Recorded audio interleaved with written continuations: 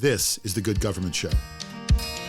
One thing that we learn is government is a tool and a resource, but we can't solve all these problems for our community by ourselves. It's going to take a collective of public-private partnerships and community working in partnership with our city government to not only identify the problems, but come up with the real solutions. I love the people, I love being out and engaged, but I can tell you, I struggle with having to overcome the challenges that politics brings to a lot of these issues. Too often I see, politicians get elected because of who they know or they're friends with so-and-so. And I tell people that doesn't work out very well most of the time. A lot of our residents, at least in Kansas City, Kansas, they don't know how our government works. They don't know how it functions. They don't go to the meetings, and really trying to encourage them to get out, to get educated, to get involved so they can be more impactful in their neighborhoods and knowing what their elected officials are doing so they can hold a Mayor Tyrone Garner accountable. Kansas City, Kansas, just across the river from Kansas City, Missouri. Together they make up a strong interstate region, but they're two different cities. I got to sit down with Mayor Tyrone Garner of Kansas City, Kansas. Welcome to the Good Government Show. I'm Dave Martin. On this episode, we're heading almost to the middle of the country to Kansas City, Kansas. But first, help us share the message of good government by liking us and sharing us where we are on Facebook, Instagram, and Blue Sky. And always share us with your friends. And don't forget to review us. Let's get everyone excited about good government. So there are a lot of things that make these two Kansas City cities very similar, but there are differences. And although everyone I talk to, and I do mean everyone there are Chiefs and Royals fans, and yeah, we do talk sports. We recorded this show during last summer's baseball season. Just a quick update this season. The Royals are doing okay. When last I checked, they were just one game short of a winning record. And it's early when we're releasing this show, but they're a solid team in the AL Central. So here's another update. Since I spoke with Mayor Garner, we talked about his future as mayor. At the time, he had not decided if he was going to run for re-election as mayor. He'd already retired from his previous career.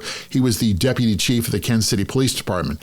So he said the lure of a retirement to a warm beach somewhere was calling him, at least a little. Well, I guess the beach won. Mayor Garner recently announced he will not be seeking re-election for mayor. He told a local paper he was going to, quote, continue to put people over power, privilege, and politics. He said the work of improving the quality of life for all those that love and call Wyandotte County home is a work that remains undone. He added that during his remaining time in office, he was going to continue to work towards that end. While in office, Mayor Garner did make some changes and worked to improve opportunities in some of the least advantaged parts of the city.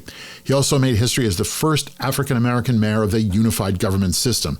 And this is a system that includes Kansas City and the county, a merge that was completed in 1997. We talked about food deserts and about how local community gardens are helping get fresh produce to local folks. And we talked about the ways he wanted to help people who are at an economic disadvantage. We're trying to do things a little differently, he said. So coming up, my conversation with the mayor of Kansas City, Kansas, Mayor Tyrone Garner. AI isn't the future of government, it's happening now. Let Polimorphic power your government with AI like other agencies are already doing. Polimorphic helps you power resident-first service to streamline requests while reducing staff workloads and speeding up how your citizens get answers. It's a secure system that's built for government. You'll see immediate results with more informed citizens. Want to see how AI can help you power a service-first government? Visit polymorphic.com. That's polymorphic.com. County government affects more people than any other form of government. That's why we like talking to so many representatives of county government here on the Good Government Show. They are the voice of public service. The National Association of Counties, or NACO, supports all 3,069 counties across the USA. This year, their annual conference is in Philadelphia in July. Plan to attend the conference and join them in their efforts to bring good government to America's counties. Check out the details at naco.org. That's naco.org. Welcome to the Good Government Show. We have Tyrone Garner, who is the mayor of Kansas City, Kansas. Yes. And we are here at the Conference of Mayors in Kansas City, Missouri. Thanks for coming across the river. Thanks for having me. You're welcome. Thanks for being here.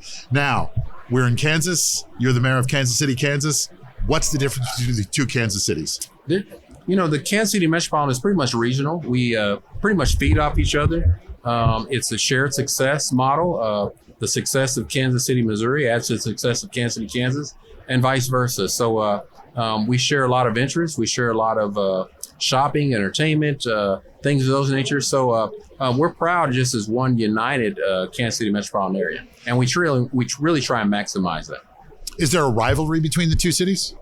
You know, not that I know of. If there is, I would hope not. We've got, there shouldn't be any conflicting interests other than doing what's best as a united front for all those that love and call the Kansas City metropolitan area home. I did read something this morning when I was sort of preparing a little bit. There is talk of the Royals and the Chiefs moving to Kansas City, Kansas, and some people are upset about that. Is that in the works? Is that going to happen? Where does that stand? I would hope they're not upset at the great state of Kansas. Yes. There was a huge debate on the Missouri side, Jackson County, Kansas City, Missouri. There's a debate. They had community meetings, roundtables. There was a huge campaign for a bond issue for a sales tax initiative to keep the Kansas City Royals and the Kansas City Chiefs on the Missouri side of the state line, and the voters rejected it. Oh. And so the Missouri legislature, some of the leaders there said, you know what, we cannot afford to lose these championship franchises in the Kansas City metropolitan area. Again, it goes back to them being valuable in the Kansas City region. And so legislation took place this last Tuesday, Star Bond legislation, that really we hope will be of value to at least garner the interest of one or both of these teams to see Kansas City, Kansas, and Wyandotte County as a new location as opposed to leaving either state. And so we're excited about that opportunity. I've done what I can to roll out the red carpet and let them know that we're open for business, and we'd like to have a real conversation about how best to keep them in the Kansas City metropolitan area. And we think with the what happened with the bond issue in Missouri, we think we have a good opportunity to at least have some interest from both teams in Kansas City, Kansas. And right now, the Royals are doing very well. We're talking in June in the middle of baseball season. They're having a good season. And of course, a Super Bowl championship. Right. Yes. Yeah. How are your other sports teams doing? The sporting, they're competitive. Okay. NASCAR is always an exciting sport that we get 2 to 3 races a year in Kansas City, Kansas.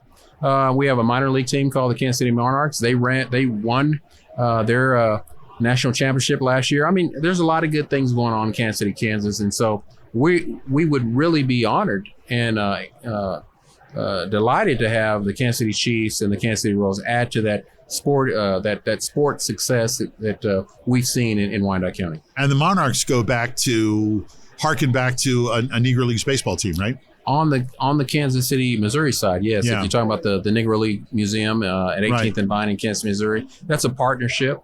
And so we're glad to have the Kansas City Monarchs in Kansas City, Kansas. Okay, and a good tradition. We talked a little bit about some of the challenges that you face. You know, you said economic development is your sort of number one issue. You mentioned urban decay. What's going on and how are you fixing it? How we're fixing it is, number one, we the vision, at least that I have, and I've been talking to our executive leadership at the city of Kansas City, Kansas, is we have to lower our property taxes. Okay. And the perception is it's very high. We have a publicly owned utility called the Board of Public Utilities. We have what would be equivalent to a franchise fee, and the average for a franchise fee for private utilities is about 6%. Ours is 11.9%. And so looking at how we can lower that as well. When you talk about our working poor, our seniors on fixed incomes, and working families that are just trying to make it and decide what bills to pay, we see that as a number one issue, and it is a number one issue for our residents. Then you talk about we want to expand economic development. Well, to be able to attract the right economic development in our town, we got to make sure it's an affordable town to be able to do business in. And it's really hard for a lot of developers to see value in Kansas City, Kansas, if we have high property taxes and things of that nature. So we're working on that. And I'm sure everybody likes to hear taxes are being lowered. Yes. Yeah, indeed. The other thing you talked about, which I know is a problem in lots of cities, is food deserts. Yes. Explain what that problem is for people who don't know, and how do you fix that? Kansas City, Kansas is somewhat, maybe not unique from other cities. No. If you go in the eastern portion of Kansas City, Kansas, we have some of the most distressed, poorest zip codes anywhere you'd find in the nation.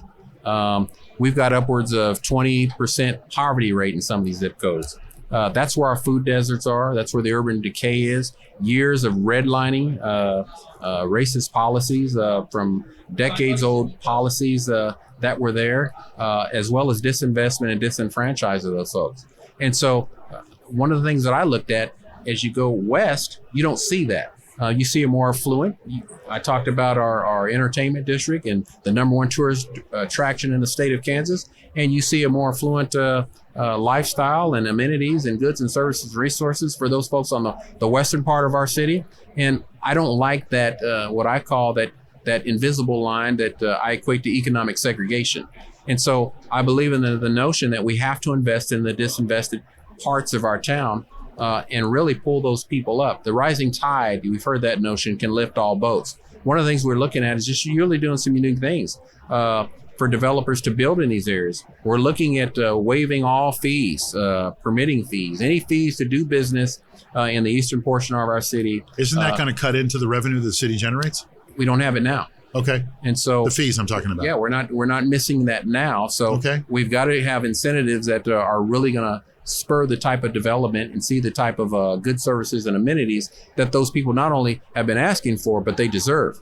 And so as well as looking at things, one of the initiatives I'm pushing forward is any future developments. 25% of any future developments, we would use that to lower our BPU pilot that I talked about, as well as property taxes, and use some of those fees to also help our homeless population and those seniors that are having trouble fixing up their houses and things of that nature. So we're trying to do some things different to really address these issues. We did come up with a grocery store. It's called MERC. That's what we call it. It's a public-private partnership where we basically have a grocer manage it, but our city government owns it. And so we subsidize all the services that grocery store provides. And so we're looking at doing more of that in some of these areas where there are food deserts. And I was wondering about that. Have you looked at things like farmers markets or fresh produce markets and that sort of thing, weekend? You know, that's what's great about our community. A lot of our residents have seen that vacuum. Yeah. They've identified the needs. We've got a lot of community gardens. And they do just that, where they have farmers markets, and we have programs such as Harvesters, where we give a lot of fresh produce and foods out to those residents most in need in our community. Have you got a point in? You talked about the East-West divide, and you talked about the East was a little bit more impoverished than the West, if that's a fair word. Have you encouraged people to start neighborhood backyard gardens in some of the abandoned properties? You know. Are you there yet? We are there. We have about 80 neighborhood groups, active neighborhood groups in Kansas City, Kansas, and they work collaboratively with the unified government, which is our city government, and they are collectively doing those things, identifying the problems and working together as neighborhoods to find solutions to these problems. One thing that we learn is government is a tool and a resource, but we can't solve all these problems for our community by ourselves. Right. It's going to take a collective of public-private partnerships and community working in partnership with our city government to not only identify the problems, but come up with the real solutions. I think I read this correctly, and please correct me if I'm wrong. You are the first mayor of Kansas City, Kansas under the unified government. Is that correct? I'm the first African-American mayor. Oh, sorry. Yeah. Okay. How long have you had a unified government? It's the county and city together as one government. The unified government was formed. The county is Wyandotte. Right. And before the city of Kansas City, Kansas merged with the county of Wyandotte County back in 1997. Okay. But technically there's 3 other cities that didn't merge with this government. Oh. So, and that's the cities of Bonner Springs, Edwardsville, and Lake Revere. They still have their own separate municipalities with their own mayors, police departments, fire departments, and city services. The only city that voted to merge with the county was the city of Kansas City, Kansas, and therefore it created the unified government of Wyandotte County, Kansas City, Kansas. And you're the first African-American mayor? I'm the first African-American, yes, sir. How's it going? You know, I love it. How long have you been in office? 2.5 years. Okay. And it's a 4-year term? It is a 4-year term. So another 1.5 years. You ready for re-election yet? We'll see what God says. Has he been speaking to you regularly? He's been speaking to me. Is he encouraging? You know what? He's been speaking to me. A lot of folks in the neighborhood's been speaking to me, but so is a warm beach because I'm retired. What are you retired from? The police department. I retired as a deputy chief of police with the Kansas City, Kansas Police Department after 32 years, and I retired in 2019. You've done your term. Yes. Where is that beach? Anywhere close? You know what? I love the water. I love the beach. Maybe it's just I need a vacation because I haven't had one, and then come on back and after a little vacation and roll up my sleeves and get back to work for the great folks that love and call Wyandotte County home. They say that a good vacation is necessary, especially for a job like you have. What made you decide to go into government, to run for office? Did you run for office as a retired chief? No. Well, while I was on the police department, I did serve a time on our local community college as a trustee. Okay. And that was my only dwell into politics. After I retired, some folks came to me and they said, Deputy Chief, we'd love for you to run for mayor. We know your passion. We know your love for the community. We know you're an agent of change, and we believe you're the right person in the job to bring about the change that some of the residents in our community wanted to see. So now are you the boss of your old boss in the police department? Well, yes, but no. We actually have Chief Carl Oakman is the new chief. Okay. He's done a great job. He's brought historic lows in violent crime in Kansas City, Kansas. And we're proud of the work he's doing with community policing, 21st century policing, and the positive relations he's built with our neighborhoods. He's brought about a diverse department. We've seen more LGBTQ. We're seeing more women. We're seeing more African-American males and females, as well as Latinos and Asians, unlike anything that I experienced when I was on the police department for 32 years. And it's a great thing because Wyandotte County is one of the most diverse communities in the nation. Okay. They tell me either second or third. And so with that being the reality, it's always good to have people that have a cultural connection to the community that they're served to better relate and build those bridges of trust, especially in law enforcement that are needed for the police to be effective. What's a harder job, deputy chief of police or mayor of the city? You know what? Mayor of the city. Yes. Yes. Yeah, yes. All right. Yes. So you need a vacation to go back to the police department. That's saying something. Yeah. You talked a little bit about the East-West divide. How can you bridge that gap? I think we are bridging that gap. How? It starts with leadership. You've got to be intentional. You've got to galvanize the community and cultivate the right political will of the elected officials. And I think that we're starting to see that and do that. And it's being realized. Last December, I made a recommendation to our commission, which is a 10-body commission, and it was a unanimous vote that we do put in ordinance, and they did put in ordinance, and we do start looking at bringing forth proposals to redevelop the eastern portion of our city. We have some iconic tourist locations on the eastern portion, which is the Quindaro Ruins, which is, I like to call it the gateway to freedom west of the Mississippi. Okay. It was unique than other Underground Railroad sites because it involved abolitionists, American Indians, and African Americans that welcomed slaves that were coming from Missouri into the free state of Kansas. We have the Call Point, which is a very not just scenic but historic point where Lewis and Clark traversed at the rivers meeting at the Kansas River and the Missouri River. And then we have something very unique called the Rock Island Bridge, which is an old railroad bridge that's going to open this summer. That's bringing a very unique, they say one of a kind in the nation, entertainment and restaurant venue over the Kansas River. And I think if you combine all those and we look at redeveloping our rivers, kind of like what you've seen in Detroit, Louisville, Oklahoma City, and we all know about San Antonio. We bring some of that same low-hanging fruit, and we bring about the types of good services and amenities that those residents deserve on the eastern portion. I think we take that success and we build out and we start really looking at the infrastructure and really using those funds to bring about a resurgent Kansas City, Kansas on the eastern side. Do you always have to say Kansas City, Kansas? Yes. Okay. We're going to take a break and we're going to come back and we're going to get to your personal philosophy of government. Are you ready? I'm ready. These are difficult times. And if you believe in justice, progress, and democracy, the news you read and listen to can be pretty depressing.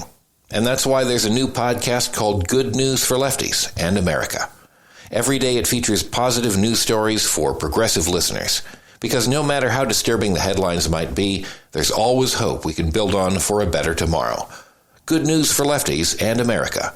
Listen on this platform at goodnewsforlefties.com or wherever podcasts are heard. Okay, so this is the Good Government Questionnaire. We're now going to get to the heart of your thinking about government. You were a police chief for, I think you said 32 years. Now you've been mayor for almost 3 years. Define good government. Good government isn't so much what I want. It starts with really being community driven. You've got to know what are the issues most important to your residents, and then taking that information you get from your residents and doing everything you can to meet those reasonable expectations. Be it infrastructure, be it taxes. We talked about food deserts. We talked about youth programs, things of those nature, entertainment, amenities, good services and resources. Just making sure that good government is providing the best and highest level of quality service and being responsive and being proactive in that to meet the needs of the residents. You set a high bar for yourself. How do you judge your success? How do you know if you're doing a good job? If people come to me and they say that I've done anything through this position of leadership to improve their quality of life, that's my litmus test for success. Are you out in the community? Do you go to, baseball games, Little League games, church, school, the grocery store? I've been told I'm the most active, engaged, out in the community mayor that they've seen, at least in the several decades. And so, yes. Does it take you, an extra hour to go to this corner store and pick something up and come home? Sometimes it does, because that's the great part of this job. I love interacting with our residents. I love hearing their concerns. I love stopping and saying, okay, what's the solution to the problem? And I love trying to take that back and implement those solutions. So that's the fun part. What I don't like, and because you got to think about where I come from, my prior profession was law enforcement. It's black and white. You read the law, you follow it to the T. You don't veer off of that proverbial box of what policy says. Right. Politics isn't so much as clear to me, and that's something I'm learning. And so I love the people. I love being out and engaged, but I can tell you I struggle with having to overcome the challenges that politics brings to a lot of these issues. Okay. How do you manage that? Well, because that's a moving target, right? It is. It's evolving. It's about relationship building. Okay. I've got 10 commissioners. In our form of government, I don't vote on anything. I bring forward agenda items and proposals and recommendations, and they can say yes or no. So really I have to leverage the support that I need to get something done for the great folks in Kansas City, Kansas, by just having those conversations and sitting down, finding common ground, and making sure that we have good relationships moving forward, and that we remove that friction and we find that common ground, because it's not about me. It's about getting the job done for the people that love and call Kansas City, Kansas home. So those people of Kansas City, Kansas who call it home, if they don't like what you're doing or what they see or what they hear, what should they do? You vote me out. It's as simple as that. And I've told people, and I'm not ashamed, and I don't see myself as There's regular. A beach calling me somewhere. Yeah, I don't see myself as a regular political. What I've told folks, if I'm not cutting it, first let me know. I need to know. Don't let me get by. Are they doing that? They do. Yeah. They'll say, hey, Mayor, they'll tell me you're doing a great job in this area, but you got to do a little better in this job. But I've told them, I openly tell folks, if I'm a raggedy mayor, yes, please don't vote for me. I don't care how much you like my smile or how nice of a guy you think I was or am. If I'm not getting the job done for you, it's time to get me out the door and get somebody in the office that can do and meet the expectations of the community. And that's how our democracy is supposed to work. Too often I see, politicians get elected because of who they know or they're friends with so-and-so. And I tell people that doesn't work out very well most of the time. So you got to put people in office that are getting the job done for you, as opposed to somebody that maybe that's appealing to you. I know that's part of it, but yes, at the end of the day, if they're not meeting the needs, if I'm not meeting the needs for you, by all means, go a different direction and get the right person in there, male or female, to get the job done for everybody that loves and calls Kansas City, Kansas home. Are you the right guy for Kansas City, Kansas? I hope so. That's up to the voters. Okay. I mean, and they'll see, and I think they put a lot of faith in me, and I'm honored. I'm humbled. I believe in servant leadership, And so we'll see how I'm measuring up in the next year and a half. Well, in the almost 3 years as mayor, what have you learned? What have you learned about government, and what would you like the people, the Kansas City, Kansas, to know about what government's about? I've learned about government that the challenges are ever present, and you can fix this problem here, and there's always another problem. And there's also just in leadership in government, and I learned this on the police department, you're not going to make everybody happy. No. You can't. And if you try, you've already failed. So you got to do your best. But the main thing is you got to collaborate. Collaboration and relationship building is really key to the success of getting things done. And then what I've learned is a lot of our residents, at least in Kansas City, Kansas, they don't know how our government works. They don't know how it functions. They don't go to the meetings. And really trying to encourage them to get out, to get educated, to get involved, so they can be more impactful in their neighborhoods, and knowing what their elected officials are doing so they can hold a Mayor Tyrone Garner accountable. I can come out and I can smile all day, but you wouldn't know that I voted for something maybe that didn't reflect your values. You got to come to these meetings. You got to stay educated and in tune to people that are making decisions for you, because you don't want people, elected officials, making decisions for you and not with you. That's not really how it's supposed to work. And so that's a learning process. The other part of what I learned is that it is a lot of work. It can be rewarding. It can be challenging. It'll keep you up at night a lot of times. I mean, if you really care about people, which I do, it's government has a lot of moving parts, and it evolves. It's not perfect, and I don't think it ever will be. But the goal, at least I have, is being as close to being perfect for our residents as it can be. And government can't do it all alone. And that's something that I've really learned. Government can't fix all these problems that we have at least in our urban core and our more blue collar communities. So this is a two-part question. What's the best part about being mayor you found? The best part of being about mayor is when you know that you got something done that really positively impacted somebody's life. Be it I go to the food kitchen and I see the smiles on folks that are really in need. I go in the neighborhoods and, something that simple that I may not think is important, but, these folks will come out and they want to shake your hand because the street light got fixed that hadn't been fixed for years. Okay. Just those little simple things, a swing, something as simple as a swing that was broken and apart. And that family would come up, this swing is broke. Thank you for making sure that you took care of it. Just making a positive difference in people's lives and creating a safe and livable neighborhood for our residents. That's what's rewarding for me, because it's not about me. And I tell people all the time, if you're really genuine about people, number one, you got to love people, but you got to love your community. And that's what this is about. It's not about you, and it should never be. And so I get fulfillment out of just helping people. And that comes from my background in public safety. That's what gives me fulfillment. I don't need anything. I don't want anything. I don't need any awards. I don't need any kudos. I wouldn't even care if they didn't come up and shake my hand.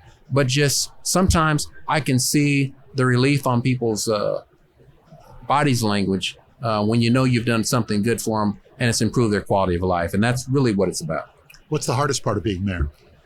The hardest part of being mayor is not being able to solve issues, societal issues, and help people that need help. We got homeless. I still haven't been able to completely find a real solution to that problem. And no one has. It's not just you. It breaks my heart. I mean, we've got people that are indigent, that have dealing with mental crisis, people that are struggling with addiction. I mean, those are the people that are like, and there are societal issues. We've got people that have been incarcerated, that come out, they serve their time, they've gotten their lives together. They just want a second chance.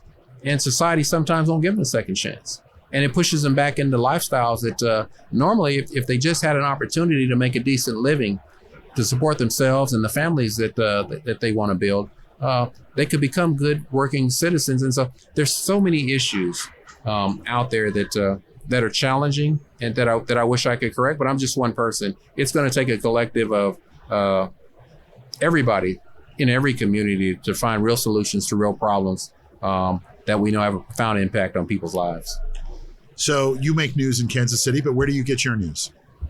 Oh, I get my news off the news, everywhere. What do you read? What do you check? Everywhere. I get it from the grandmother on her front porch, Okay. from the blue collar worker at General Motors that I see at Walmart.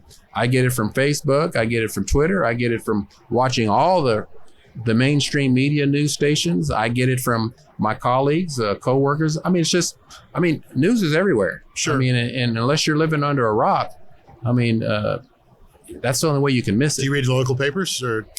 We don't have a local paper, believe it or not, in Kansas City, Kansas. I do read the broader Kansas City Star occasionally, but there's not a lot of information about what goes on in my community in Kansas City, Kansas when I read the Star. So I have to really pull information from a variety of sources, really to keep a good gauge on what some of the issues and concerns and needs are in Kansas City, Kansas. Gotcha.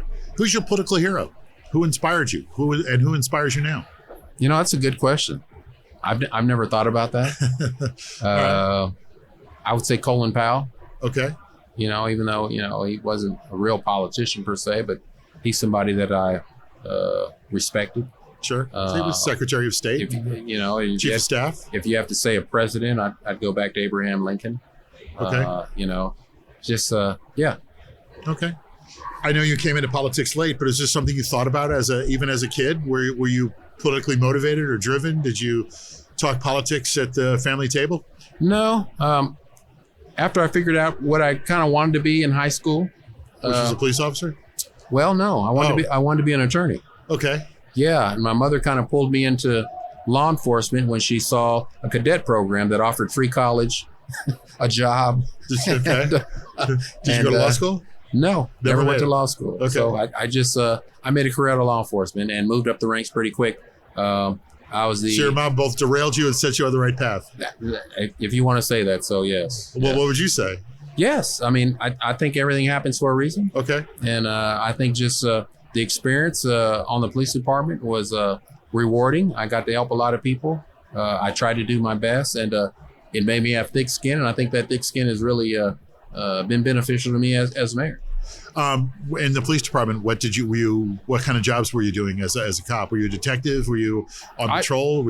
I actually was the youngest African-American detective recorded, Okay. the youngest African-American captain recorded. I was the youngest African-American major and the youngest recorded African-American deputy chief of police. And when you talk about that East-West divide, Yeah. I was the first African-American male to ever command in the western portion of our city, which is more affluent, and Caucasian was the predominant demographic in that area. And I'm still the only African-American male to have ever gone to the FBI Academy from the Kansas City, Kansas Police Department. So there's a lot of firsts with me, that How'd you like the FBI Academy?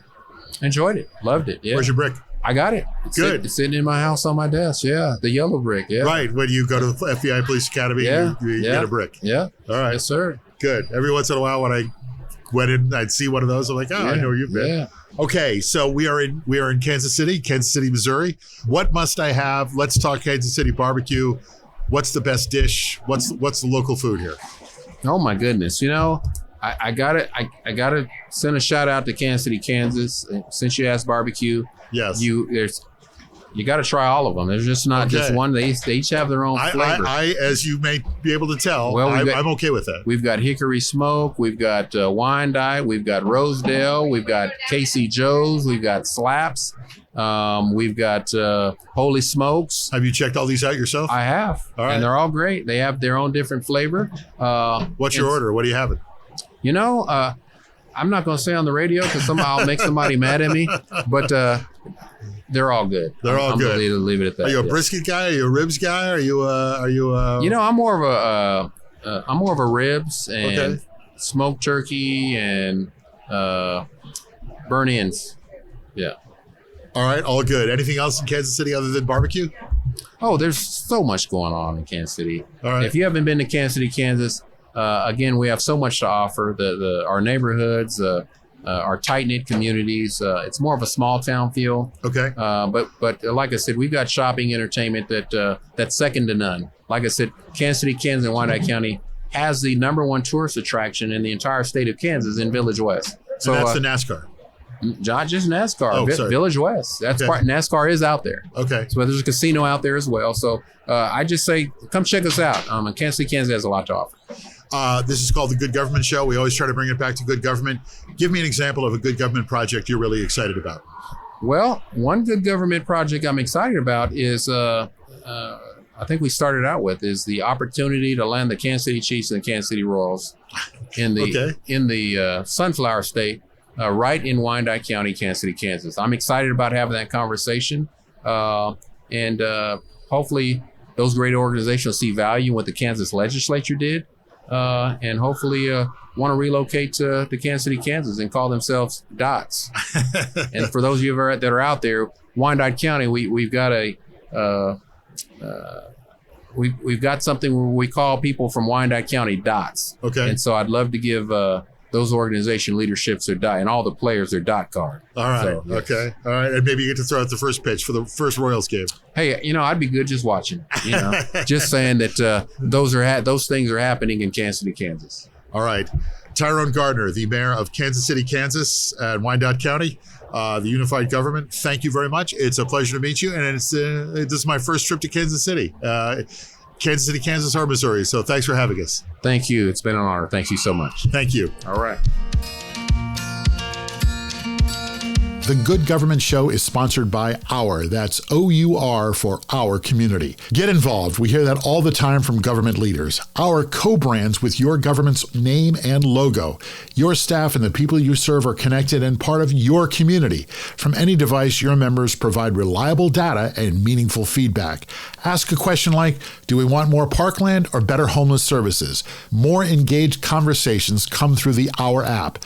Visit Ourco, that's OURCO.com, and book a demonstration. After you get done with this episode, hear more good government stories with our friends at How to Really Run a City.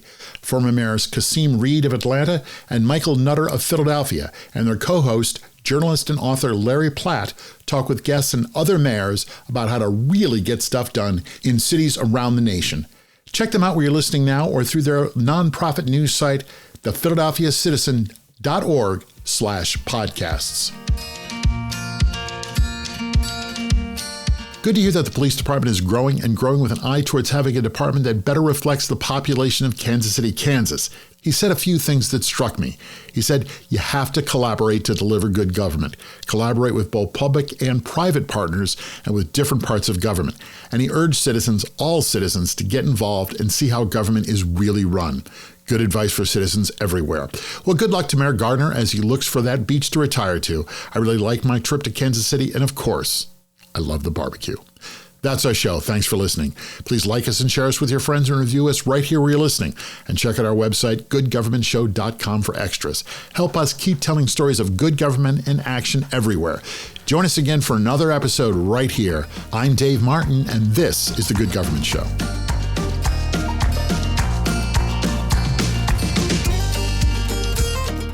The Good Government Show is a Valley Park production. Jim Ludlow, Dave Martin, that's me, and David Snyder are the executive producers. Our show is edited and produced by Jason Stershic. Please subscribe, then share us, and like us and review us. That's the best way to make sure we're able to keep telling these stories of our government working for all of us. Then listen to the next episode of The Good Government Show.